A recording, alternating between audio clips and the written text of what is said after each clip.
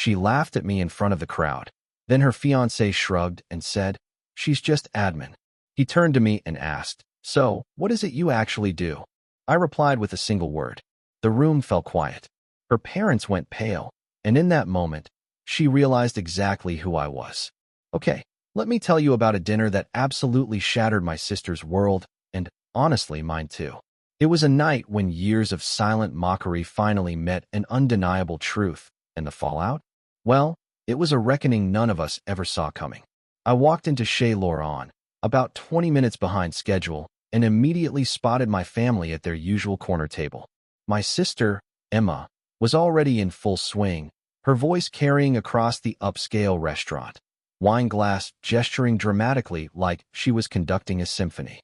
Beside her sat Marcus, her fiancé, with that practiced, slightly patronizing smile rich people use when they're trying to look interested. My parents, bless their hearts, looked visibly uncomfortable in their Sunday best, clearly out of place amidst the polished silver and hushed tones. Emma saw me first. Her face lit up with that familiar gleam she got whenever she sensed an audience, an opportunity to perform. She stood up, arms flung wide in a mock celebration, and announced, loud enough for half the restaurant to hear, "Look, everyone, my little brother finally decided to show up. Sorry we're late starting the celebration, but Jed here was probably busy with some very important filing." The laughter that followed felt like 1,000 tiny needles in my chest, but I forced myself to stay calm. This was nothing new. Emma had always been the star, effortlessly drawing attention and praise. Meanwhile, I just quietly put my head down, worked my way through school. Our parents? They'd always marveled at Emma's social skills, her ability to charm everyone. She was homecoming queen, student body president, the daughter who brought home boyfriends they could brag about. Me? I spent my teenage years buried in law books, working nights at the local grocery store just to save for college applications. When Emma got a partial cheerleading scholarship to State University, the whole neighborhood knew. When I got a full academic scholarship to Harvard, my parents quietly mentioned it to a few close relatives. That was our family dynamic. "So, Marcus," Emma continued, settling back into her seat with theatrical flair, "this is the brother I told you about. The one with the very stable government job." She drew out stable like it was code for boring and dead end. "Jed works downtown in one of those big official buildings, doing very important paperwork." Marcus extended a hand across the table. His grip was confident, like someone used to closing big deals. His Rolex glinted under the ambient light, and that tailored suit probably cost more than most people's monthly rent. "Emma's told me so much about you," he said, though his tone suggested the information hadn't exactly been glowing. "Investment banking keeps me pretty busy, but I always respect people who choose the public sector. Is it a certain kind of person who's satisfied with that level of income?" The condescension was subtle, but it was absolutely there. I shook his hand, managing a neutral smile. I'd had countless interactions like this. People made assumptions, and I'd learned long ago that correcting them often just created more problems. "Marcus, tell him about your apartment," Emma urged, her eyes sparkling with mischief. "It's so quaint, so minimalist. You know, when you can't afford much furniture, less really is more." Our father shifted uncomfortably, clearly wishing Emma would dial back the cruelty, but lacking the authority to intervene. My mother stared intently at her salad, a familiar coping mechanism from years of Emma-centric dinners. "I like simple living," I replied quietly, which only seemed to egg Emma on. "Simple is definitely the word," she laughed, patting Marcus's arm. "Jed's always been the practical one, never one to reach too high or dream too big. Some people are just natural followers, you know? They find their comfortable little niche and stay there forever." Marcus nodded along, but I caught him studying my face with a little more interest than his casual demeanor suggested. "What exactly do you do in the courthouse district?" he asked. "I mean, specifically?" "Administrative work," I answered, which, technically, was true, if you considered running an entire federal courthouse administrative in nature. "See," Emma clapped her hands together delightedly. "I told you he was modest about it. Honestly, there's not much to be modest about, is there? But Jed's always been the type to make the best of whatever situation he finds himself in." The conversation drifted to Marcus's work. I learned he specialized in corporate mergers and acquisitions, pulling down what he casually called a comfortable mid-six-figure salary. Emma beamed as he described his latest deal, involving a chain of luxury hotels. "The commission alone will pay for our honeymoon," she gushed. "We're thinking Tuscany, maybe the Amalfi Coast. Somewhere sophisticated, you know? Somewhere that matches our lifestyle." Marcus smiled indulgently and, almost on cue, pulled a small velvet box from his jacket. "Actually, I was hoping to make this dinner extra special." He opened the box, revealing a diamond that caught the light like a small star. "Emma, will you marry me?" The proposal was clearly staged for our benefit. Emma shrieked with delight, already talking about wedding plans and guest lists. "Of course, we'll need to keep the ceremony somewhat intimate," she said, shooting a meaningful glance my way. "Marcus's family moves in very exclusive circles, and we want to make sure everyone feels comfortable. Some people just naturally fit into certain social environments better than others." The implication was crystal clear. I wouldn't be in the wedding party, possibly not even invited to the reception. Emma had found her ticket to the life she thought she deserved, and she wasn't about to let family obligations compromise her new social standing. "That's completely understandable, sweetheart," my mother said quietly, though her eyes reflected the hurt she was trying to hide. I remained silent, remembering all the nights I'd worked double shifts to pay for law school, while Emma sailed through her communications degree on student loans and our parents' savings they couldn't really afford to touch. I thought about the years I'd spent clerking for judges who taught me that real power was quiet, respectful, earned through dedication, not inherited through connections or acquired through marriage. "Don't worry, though, Jed," Emma added, with that false sweetness she perfected. "I'm sure we can find some way for you to be involved. Maybe you could help with parking or something practical like that." Marcus's phone buzzed. He glanced at it with the practiced efficiency of someone constantly available to clients. His expression shifted slightly as he read the message, but he slipped it back into his pocket. "I'm curious about your family's professional backgrounds," he said, his tone suggesting casual conversation, though it felt increasingly like an interview. "Emma mentioned you work for the Postal Service, sir?" He directed this to my father. Dad nodded with the quiet dignity of a man who'd spent 35 years ensuring people got their mail. 35 years, he confirmed. "Started as a carrier, worked my way up to supervisor. Good, steady work. Union. Benefits. Nothing glamorous, but it put food on the table and sent both kids to college." "And Mrs. Henderson, you work in accounting?" My mother's smile was strained. "Bookkeeping, actually. Part-time for a small medical practice. Dr. Morrison's office on Maple Street. I help with billing and insurance claims." Marcus nodded politely, mentally categorizing them. In his world, postal workers and part-time bookkeepers were invisible service providers, the people who made his comfortable life possible, but never his equals. It's wonderful how Emma turned out so ambitious, despite, well, humble beginnings, he said, clearly intending it as a compliment. "She's got natural leadership instincts. Real executive potential." Emma practically glowed, sitting straighter, unconsciously mimicking Marcus's confident posture. "I've always known I was meant for bigger things," she said. "My marketing director position is really just the beginning. The key is networking," Marcus explained, his voice taking on the tone of someone delivering obvious wisdom to people too simple to have figured it out themselves. "Success is about positioning yourself around the right people, learning from those who have already achieved what you want. You can't let family loyalty hold you back if they're not operating at your level." The cruelty of that statement, delivered so casually while my parents sat right there, left me momentarily speechless. Emma nodded eagerly, apparently oblivious that Marcus was essentially telling her to abandon the people who had sacrificed everything for her. "Exactly," she agreed. "You have to be realistic about people's limitations. Some people are content with small lives, and that's fine. But you can't let their lack of ambition drag you down." Marcus's phone buzzed again. This time, his glance at the screen lasted longer. His eyebrows drew together slightly, and he looked up at me with increased attention.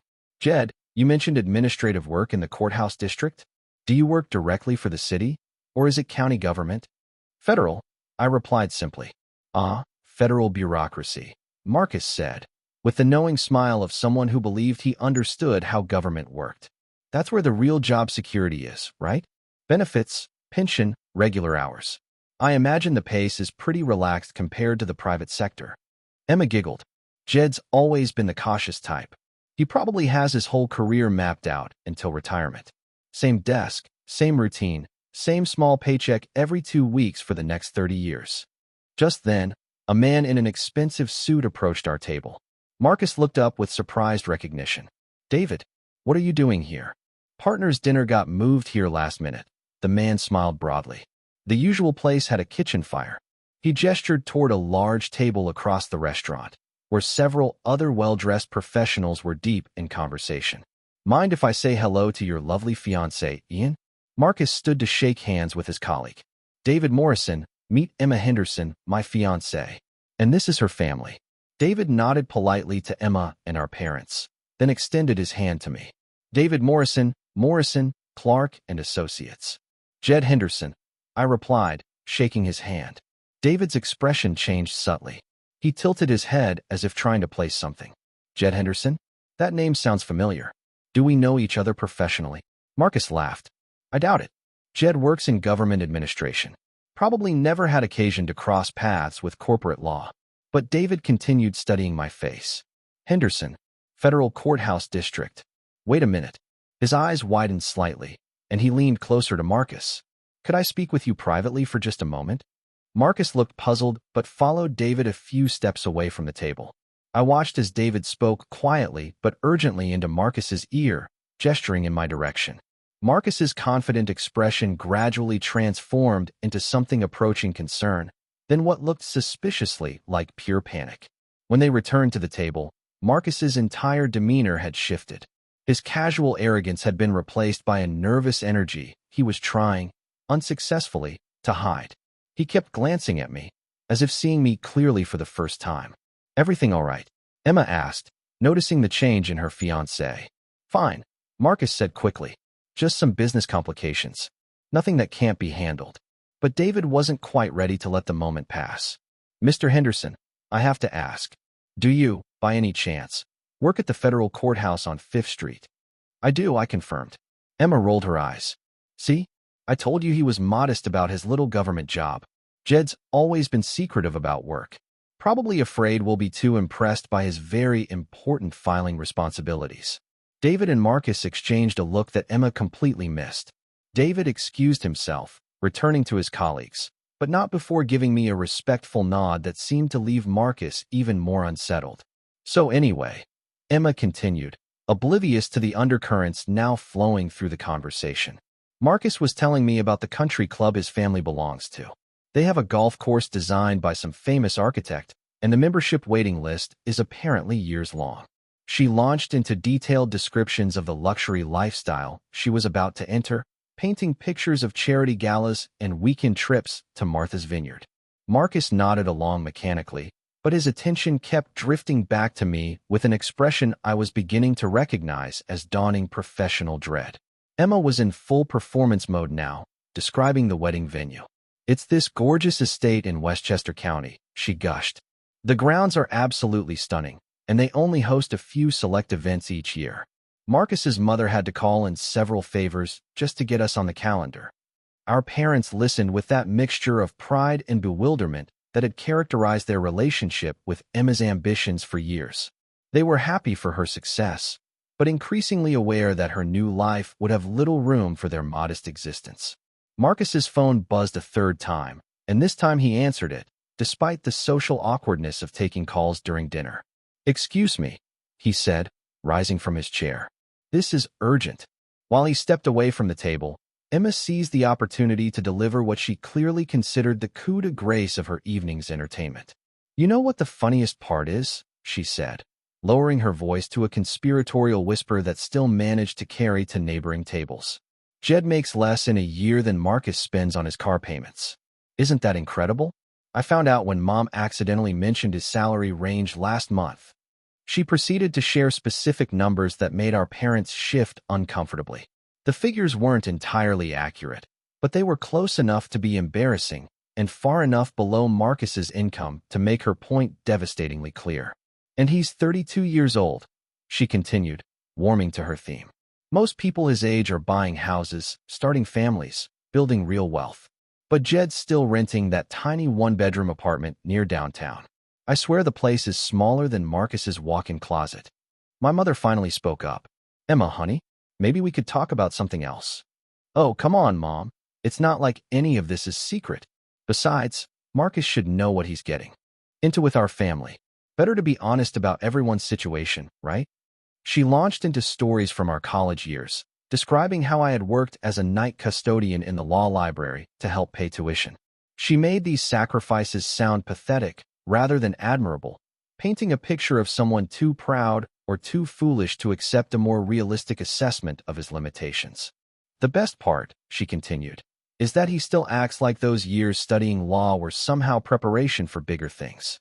Like pushing papers in a government office requires a law degree from Harvard. Talk about overqualification.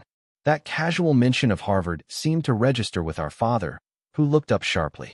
He had forgotten, in the face of Emma's relentless mockery, that his son's educational achievements were actually quite remarkable.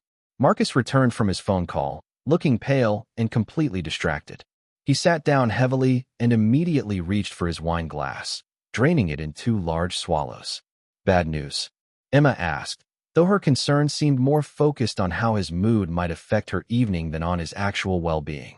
Complicated client situation, Marcus replied. Some issues with a federal court filing that need immediate attention. Emma nodded sympathetically, but quickly steered the conversation back to wedding planning.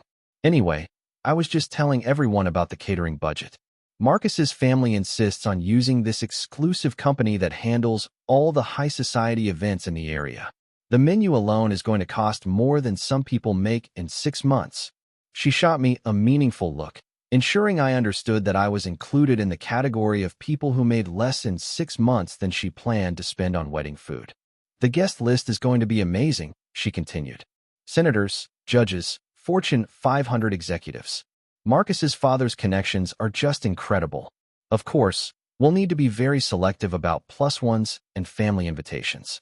You understand how these things work in sophisticated circles. Marcus was barely listening. He kept checking his phone and glancing around the restaurant, as if expecting unwelcome news to arrive at any moment. His earlier confidence had evaporated completely, replaced by a nervous energy that was becoming increasingly difficult to hide. Marcus, are you feeling all right? Our mother asked with genuine concern. Fine, he said quickly. Just some work pressure. You know how it is in corporate law? Clients expect immediate solutions to complex problems. Emma leaned over to rub his shoulder reassuringly. Poor baby. This is exactly why I'm so grateful for government work. No stress, no pressure, no real responsibility. He gets to clock in, do his little administrative tasks, and clock out without a care in the world. Sometimes I think there's something to be said for a simple life. The patronizing sympathy in her voice was almost worse than her earlier cruelty. She genuinely believed she was being generous by finding positive aspects to my supposed mediocrity. Marcus looked directly at me for the first time since David's whispered conversation. Jed, I have to ask, what exactly do you do at the federal courthouse? I mean, what's your specific job title? Emma laughed before I could answer. Oh, don't encourage him to get all official about it. Jed always makes his work sound more important than it really is. It's sweet, actually.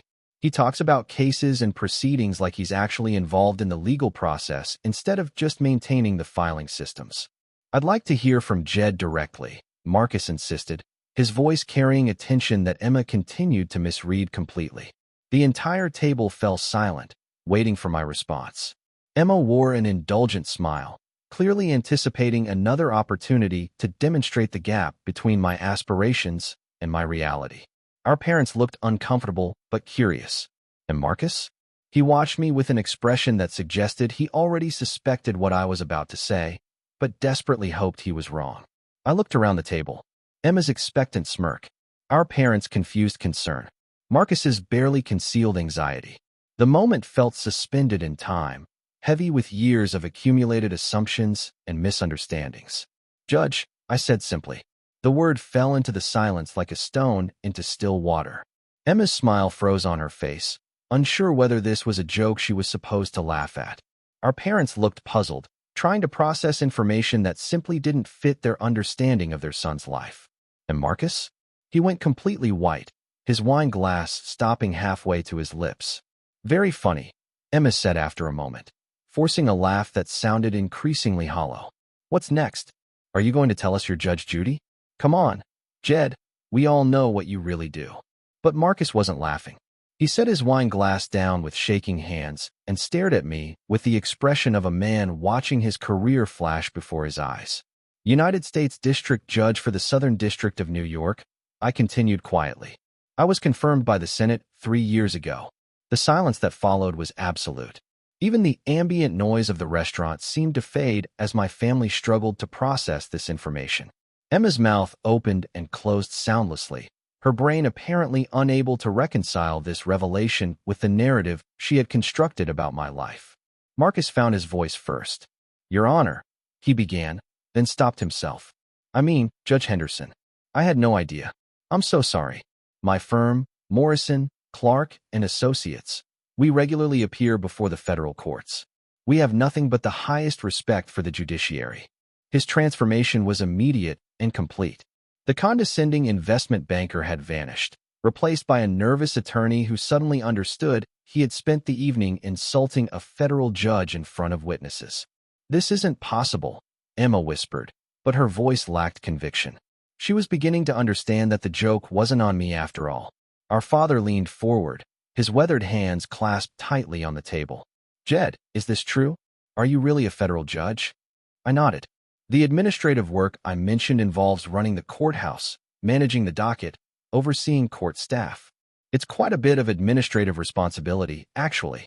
My mother started crying, but they were tears of pride mixed with shame. Why didn't you tell us? She asked. All these years, we thought you were just what, Mom? Just a disappointment? Just someone who never lived up to Emma's achievements.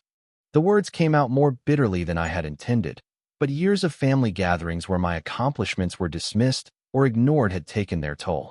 I had learned to keep my professional life separate from my family precisely because I was tired of having my choices minimized and my success measured against Emma's more visible achievements. Emma was frantically trying to salvage the situation. I knew, she said desperately. I knew Jed was successful. I was just being modest about it. You know how it is with family, you don't want to brag too much. Marcus wasn't buying it. Neither were our parents, who were beginning to remember years of conversations where Emma had systematically diminished my accomplishments and discouraged them from asking too many questions about my work. The courthouse where you work, Marcus said carefully. That's the Southern District Courthouse on 5th Street. That's right. And you preside over federal cases? Criminal and civil both. Corporate fraud, securities violations, civil rights cases, criminal prosecutions, the usual federal docket. Marcus's face went through several shades of pale as he mentally reviewed every disparaging comment he had made about government workers and public service careers. He was undoubtedly also thinking about his law firm's pending cases and wondering whether any of them might eventually appear on my docket. Other diners had begun to notice the drama at our table.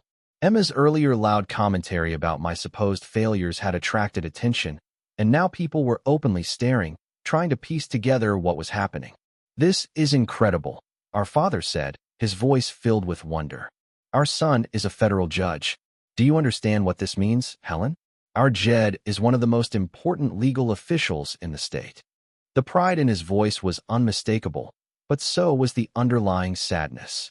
He was realizing how much of my life he had missed, how many achievements he had failed to celebrate because he hadn't understood their significance. Emma was spiraling. But you never said anything. You let us all think you were just doing paperwork. You made us look like fools. I made you look like fools. I asked quietly. Emma, you've spent the entire evening telling everyone how pathetic my life is. You've mocked my income, my apartment, my education, my career choices. You've made it clear that I'm an embarrassment to the family. When exactly was I supposed to interrupt your performance to correct your assumptions? Marcus was now sweating visibly. Judge Henderson, please understand. I had no idea about your position. If I said anything inappropriate or disrespectful, I sincerely apologize. My comments about government service were completely out of line. Your comments were honest reflections of your values, I replied. I appreciate the honesty, actually. Emma looked desperately around the table, searching for some way to regain control. This is all just a big misunderstanding, she said. We're family. We support each other. Right, Jed? Tell them we support each other.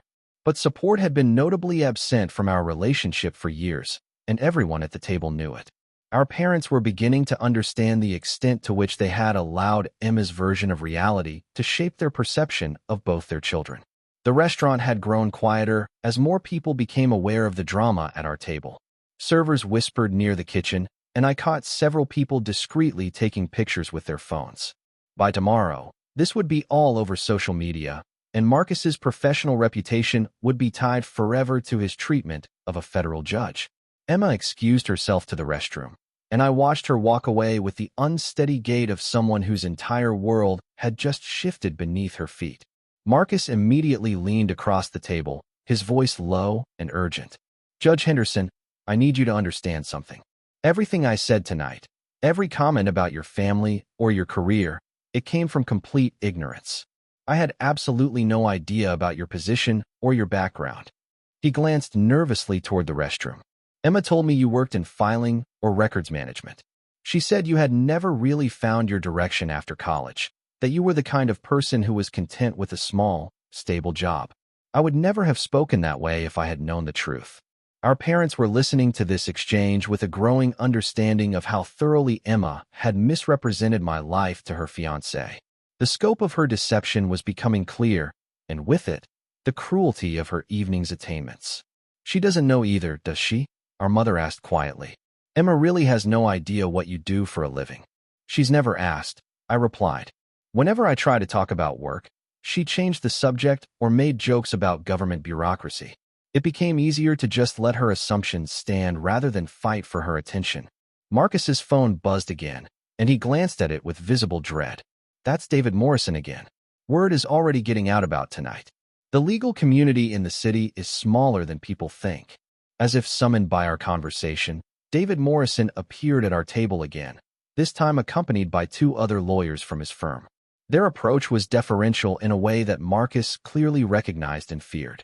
Judge Henderson, David said formally, I wanted to introduce you to my colleagues, Sarah Chun and Michael Rodriguez, from our federal practice group.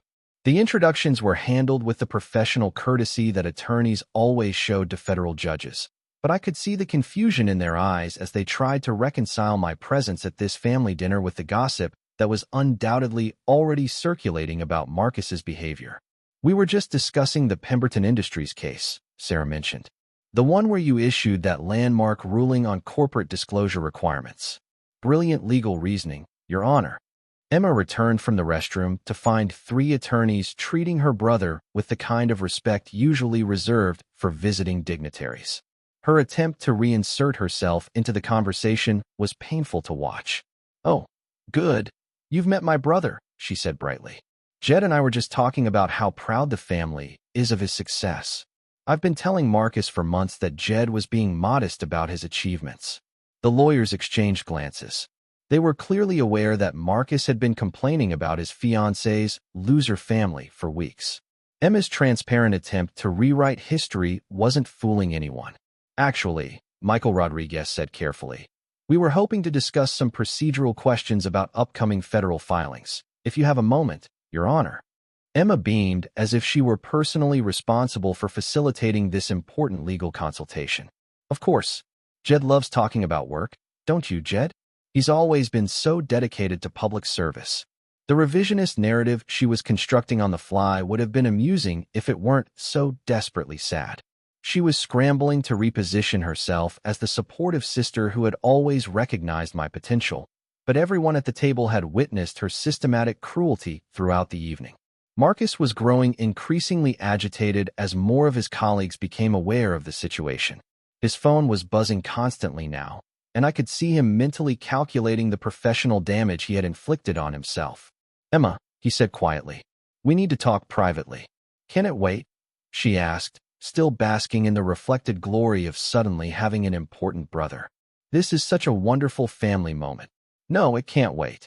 The tone of his voice finally penetrated her euphoria, and she looked at him with the first genuine concern she had shown all evening. Is something wrong? Marcus stood up and walked toward the restaurant's entrance, clearly expecting her to follow. Emma hesitated, torn between her desire to continue playing the role of proud sister and her growing awareness that her fiancé was seriously upset. "I'll be right back," she said to the table. "We're probably just discussing wedding details." But through the restaurant's large windows, we could all see that the conversation outside was anything but celebratory. Marcus was gesticulating angrily while Emma stood frozen in apparent shock. Their body language told the story of a relationship in crisis. Our father reached across the table and touched my hand. "Son, I owe you an apology." "We both do. We let Emma convince us that your quiet nature meant you weren't successful.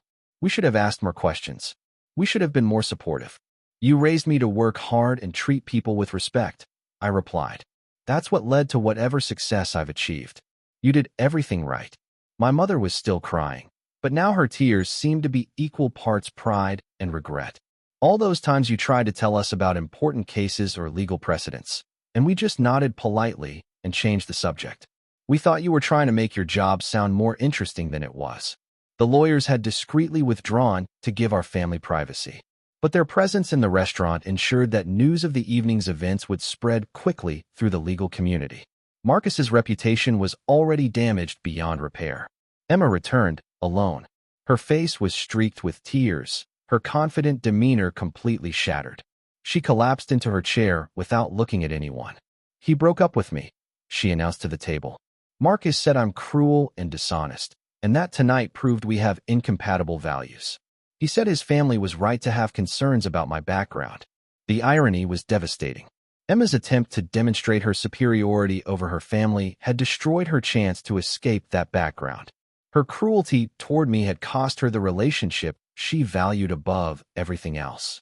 "He said I humiliated a federal judge in public, and that everyone in the legal community will know about it by morning. He said I made him look like an idiot, and that his firm's reputation could be affected." Our parents looked stricken, unsure how to comfort their daughter while also processing their own feelings about her behavior. The evening had revealed aspects of Emma's character that were difficult to reconcile with their image of her as their successful, ambitious child. "Emma," I said gently, "I'm sorry about Marcus, but you need to understand that this isn't my fault. Your relationship ended because of choices you made, not because I revealed information about my career." She looked up at me, eyes full of anger and pain. "You could have stopped this. You could have told me who you were before I embarrassed myself." "When?" I asked. "When you were mocking my education? When you were sharing details about my income? When you were explaining to your fiancé why I wasn't good enough to be in your wedding? At what point was I supposed to interrupt your performance?" The truth was harsh, but necessary. Emma had created this situation through years of systematic cruelty, and she needed to understand that actions had consequences, even within families. The ride home was conducted in heavy silence. Emma's car had refused to start in the restaurant parking lot, adding mechanical failure to her evening of personal disasters.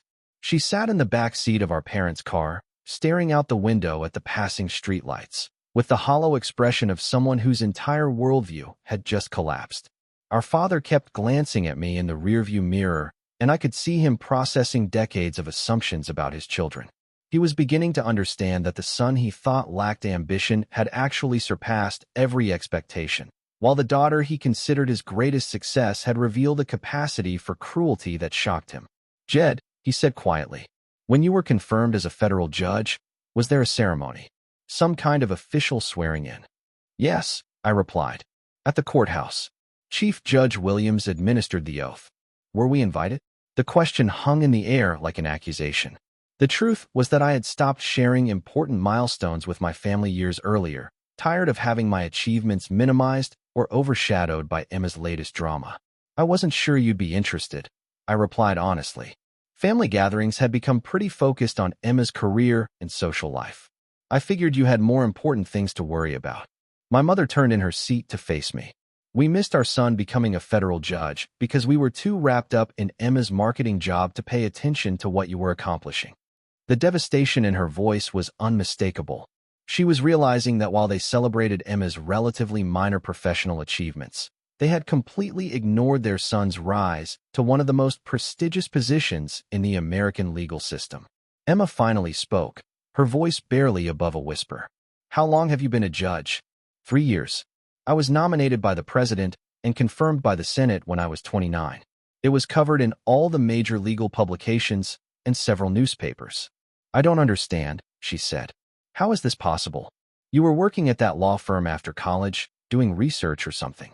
How did you go from that to being a federal judge?" The question revealed the extent of her ignorance about my life. She had no idea that my research job had been a clerkship with Supreme Court Justice Thomas, one of the most prestigious positions available to young lawyers. She didn't know about the years I had spent in the U.S. Attorney's Office prosecuting federal crimes, or the landmark cases I had handled as a federal prosecutor. After my clerkship with Justice Thomas, I joined the U.S. Attorney's Office, I explained. I spent 5 years prosecuting federal crimes before moving into private practice with Davis, Stern and Associates. When Judge Morrison announced his retirement, I was nominated to fill his position. Each revelation seemed to hit Emma like a physical blow. She was learning that while she mocked my supposed lack of ambition, I had been building one of the most distinguished early careers in American law. Our father pulled into the driveway of their modest suburban home, and we all sat in the car for a moment, unsure how to end an evening that had fundamentally changed our family dynamics. "I need to ask you something, Emma," our mother said, turning to face her daughter. "Did you know about any of this? Did you know about Jed's real career and choose to hide it from us?" Emma's silence was answer enough. She had known enough to understand that my work was more significant than she pretended, but she had deliberately minimized my achievements to maintain her position as the family success story. "You let us miss our son's greatest achievements because you were jealous," our father said, his voice filled with a disappointment that seemed to age him years and moments. "I wasn't jealous," Emma protested weakly. "I just thought. We were all doing well in our own ways. There was no reason to make a big deal about everything." But her protests rang hollow. The truth was evident to everyone in the car. Emma had systematically suppressed information about my success to preserve her status as the family's primary source of pride. We went inside the house, and I found myself looking around the familiar rooms with new eyes. The walls were covered with photographs and mementos from Emma's life: graduation pictures, cheerleading, trophies, newspaper clippings from her marketing campaigns. There were no visible reminders of my achievements, no indication that the family had any reason to be proud of their son. Emma disappeared into her old bedroom, and we could hear her making frantic phone calls, presumably to friends who might offer sympathy for her romantic disaster. But word of the evening's events was already spreading through her social circle, and I suspected she would find little comfort there. Our parents and I sat in the living room, trying to process the magnitude of what had been revealed. The silence was broken only by the sound of Emma's muffled sobs from upstairs. "I don't understand how we got this so wrong," our mother said finally. "How did we become the kind of parents who ignored one child's success while enabling another child's cruelty?" "You're not bad parents," I assured them. "Emma is charming and outgoing, and her achievements are easy to understand and celebrate. My work is more complicated to explain, and I stopped trying to share it when I realized you weren't really interested." Our father shook his head. "We failed you, son. We let Emma's personality overshadow your substance, and we created a family dynamic where her opinion mattered more than the truth." The conversation continued late into the evening, with my parents asking detailed questions about my career and expressing amazement at opportunities and achievements they had never known to celebrate. They were good people who had been manipulated by a daughter who refused to share the spotlight, even with her own brother. Emma eventually emerged from her room, her eyes red from crying, but her expression hardened with a new kind of desperation. "I need your help," she said to me without preamble. "Marcus won't return my calls, and I think he's going to spread this story all over the city. You're a judge now. You have influence. You could talk to him. Explain that tonight was just a misunderstanding." The audacity of her request was breathtaking. After spending years undermining my achievements and an entire evening humiliating me in public, she expected me to use my position to clean up her mess. "Emma," I said, "I can't and won't interfere in your personal relationships. And even if I could, why would you want to marry someone who would abandon you the moment he learned about your family's true background?" "Because I love him," she said desperately. "Because this was my chance to have the life I've always wanted. Because you don't understand what it's like to have everything you've worked for destroyed in one night." The lack of self-awareness was staggering. Emma still couldn't see that she had destroyed her own relationship through her treatment of others. She was looking for someone else to blame, someone else to fix the consequences of her choices. Our parents exchanged a look that suggested they were finally seeing their daughter clearly for the first time in years. The golden child who could do no wrong had revealed herself to be capable of stunning cruelty and shocking selfishness. The next morning brought a reckoning that none of us had anticipated. I arrived at my parents' house to find Emma sitting at the kitchen table with her laptop open, her face pale with a different kind of shock than the night before. "I've been researching you," she said without looking up from the screen. "I found articles about cases you've presided over, legal journals discussing your rulings, news stories about your nomination and confirmation. Jed, you're actually famous in legal circles." She scrolled through page after page of professional recognition, Supreme Court clerkship announcements, and coverage of high-profile cases I had handled. The scope of my achievements, laid out in black and white, seemed to overwhelm her completely. "You turned down partnerships at 3 major law firms to become a federal prosecutor," she continued, reading from one article. "You graduated first in your class from Harvard Law School. You wrote law review articles that are still cited as precedent. You're considered one of the most promising young jurists in the country." Our parents sat down beside her, also seeing the full scope of my career for the first time. The pride on their faces was mixed with profound regret for all the celebrations they had missed, all the achievements they had failed to acknowledge. "There's a picture here from your confirmation ceremony," our mother said softly. "You look so serious and dignified in your robes. We should have been there. We should have been the proudest parents in the room." Emma closed the laptop and looked at me with something approaching genuine remorse. "I destroyed my relationship with Marcus, but that's not even the worst part. The worst part is realizing that I've been treating my brother like he was a failure, when he was actually more successful than I could ever dream of being." "Success isn't a competition, Emma." "Isn't it, though?" she asked. "I spent my whole life trying to be the star of this family, and it turns out you've been a constellation while I was just a flickering candle." The metaphor was surprisingly poetic for Emma, suggesting that the crisis was forcing her to think more deeply about herself and her relationships than she had in years. "I need to ask you something, honestly," she continued. "How many times did you try to share your accomplishments with us, only to have me dismiss them or change the subject?" I thought about it carefully. Hundreds, probably. Every family gathering where I mentioned work.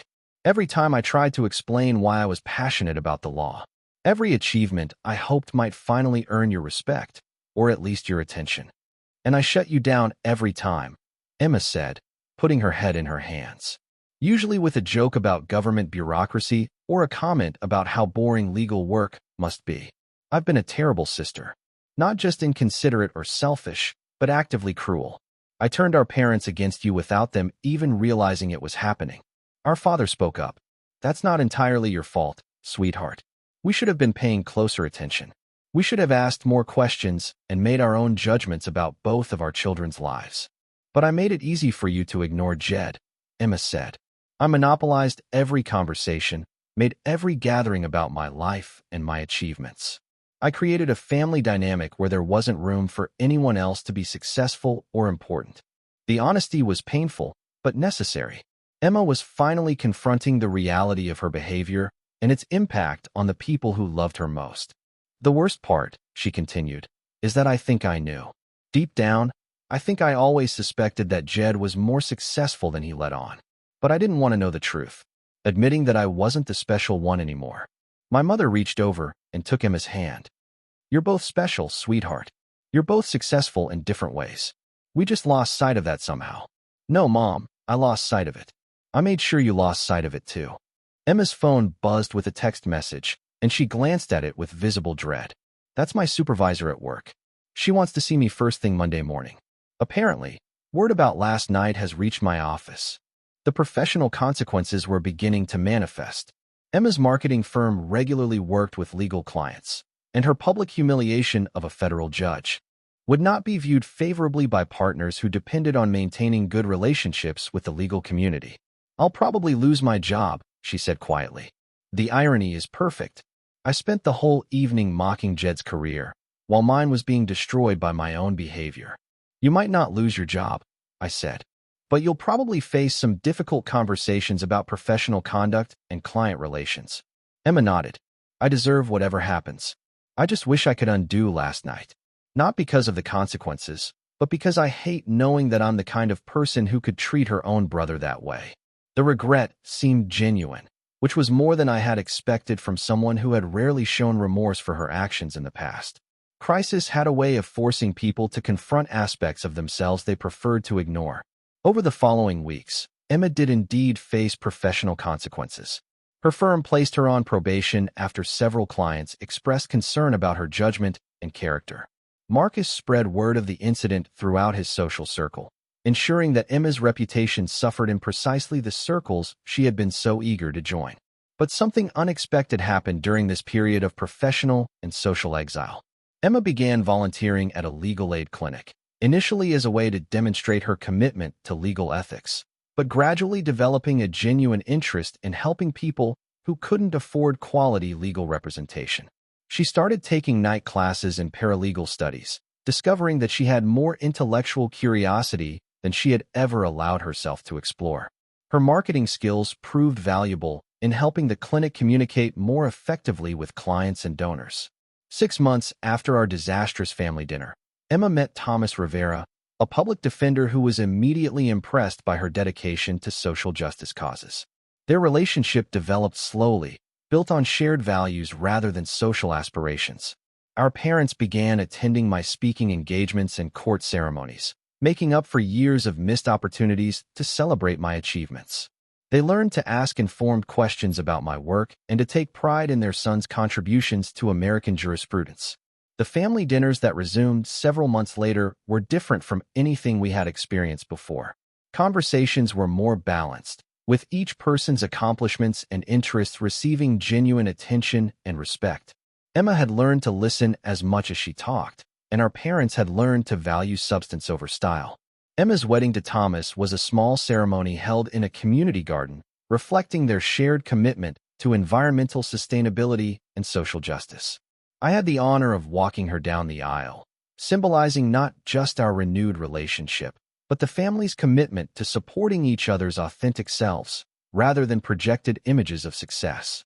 The evening that had begun with Emma's cruel mockery had ultimately forced our family to confront fundamental questions about love, success, and the values that truly mattered. We learned that genuine achievement required integrity and service to others, not just personal advancement at any cost. In my judicial robes, I had found not just professional success, but the opportunity to serve justice and protect the vulnerable. Emma, in her paralegal studies and legal aid work, had discovered that helping others was more fulfilling than impressing them. Our parents learned that both their children were worthy of pride, just in different ways. The lesson that emerged from our family crisis was simple but profound. True success is measured not by wealth or social status, but by the positive impact we have on others and the integrity with which we live our lives. When we base our relationships on authentic care rather than competitive achievement, we create space for everyone to flourish. Looking back, I realized that Emma's cruel performance at that restaurant dinner was actually a gift, though none of us recognized it at the time. It forced our family to abandon the pretenses that had been poisoning our relationships for years and to build something healthier on a foundation of honesty and mutual respect. Sometimes the most painful moments in our lives become the catalysts for the most important growth. Our family learned to value each other, not for what we achieved, but for who we truly were beneath all the achievements and disappointments. Now, I want to ask you something important. Have you ever found yourself in a situation where family members or loved ones underestimated your worth or dismissed your achievements? How did you handle it? And what did you learn about the difference between seeking validation and staying true to your values? Please share your thoughts in the comments below. Your experiences might help someone else who's facing similar challenges. If this story resonated with you, I'd be grateful if you'd take a moment to like this video, subscribe to the channel for more stories about overcoming family challenges and finding your authentic path to success, and share this with someone who might benefit from hearing about second chances and the power of honest communication. Thank you for listening to our family's journey from dysfunction to healing. Remember that it's never too late to build better relationships based on truth, respect, and genuine love for each other's authentic selves. Until next time, take care of yourselves and the people who matter most to you.